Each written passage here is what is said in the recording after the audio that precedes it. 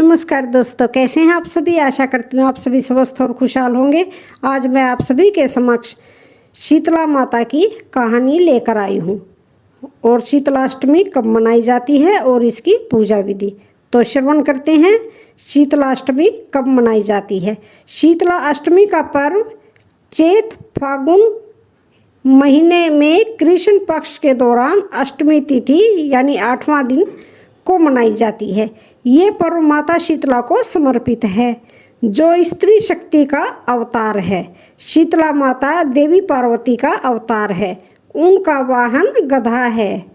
हिंदू धर्म में प्रत्येक देवता का एक वाहक होता है, जिसे आमतौर पर वाहन के रूप में जाना जाता है और यह देवी के आसन के रूप में कार्य करता है।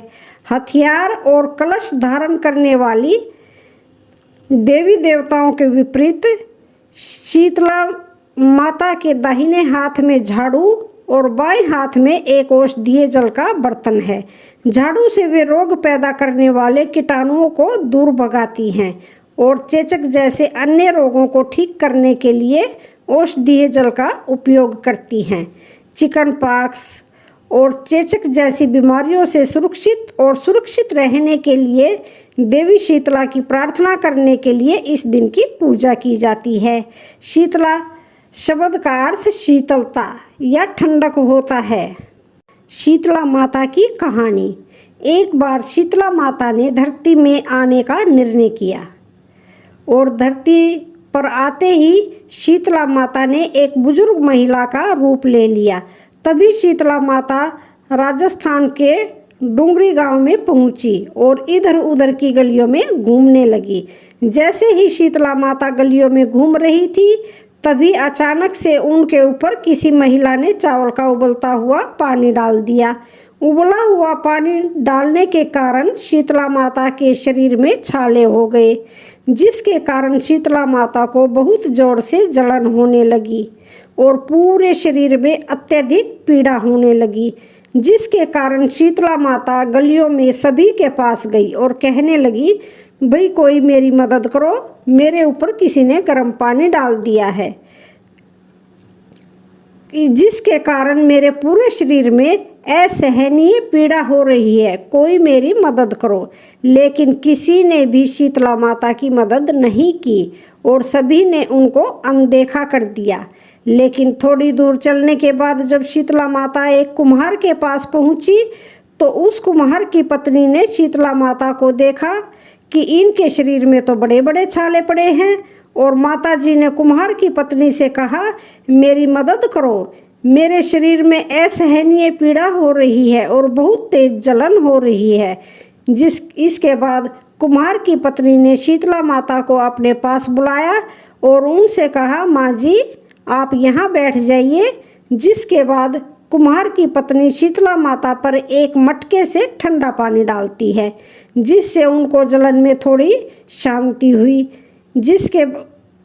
उसके बाद कुम्हार की पत्नी ने शीतला माता से कहा, माँ जी मेरे घर में रबड़ी और दही रखी है जो कल रात की है, आप इसे खा लीजिए। जिसके बाद शीतला माता जी कुम्हार की पत्नी के दिए हुए रात के बासी खाने को खाया। उनको ये खाने के बाद उनको दर्द में राहत मिल गई और कुम्हार की पत्नी ने शीतला माता से कहा कि माँ जी आपके बाल तो चारों तरफ से बिखर गए हैं, लाइए मैं आपके बाल को बांध देती हूँ।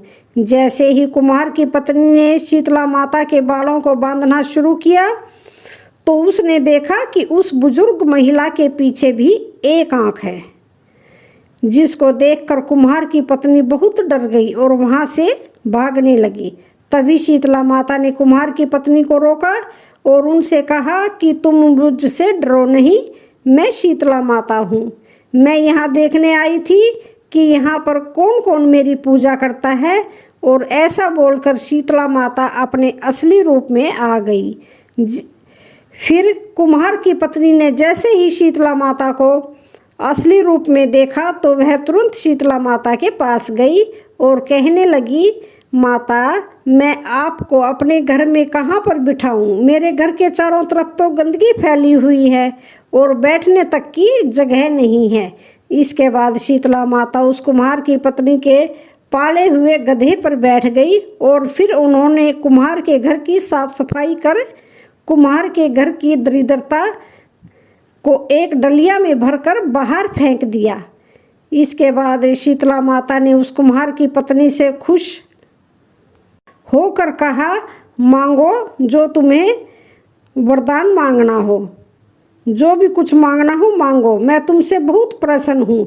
तभी कुम्हार की पत्नी ने शीतला माता से कहा, माता आप हमें वरदान के रूप में इतना दीजिए कि आप हमारे राजस्थान के डूंगरी गांव में ही निवास करें और जो भी मनुष्य सप्तमी और अष्टमी को आपकी पूजा करें, व्रत रखें और आपके ठंडे भोजन से भोग लगाएं, आपको ठंडे भोजन से भोग लगाएं, आप उनके घर की गरीबी भी खत्म करें और जो भी महिला आपकी पूजा सच्चे मन से करे, आप हमको अपना आशीर्वाद दें और सभी लोगों को रोग से मुक्त करें।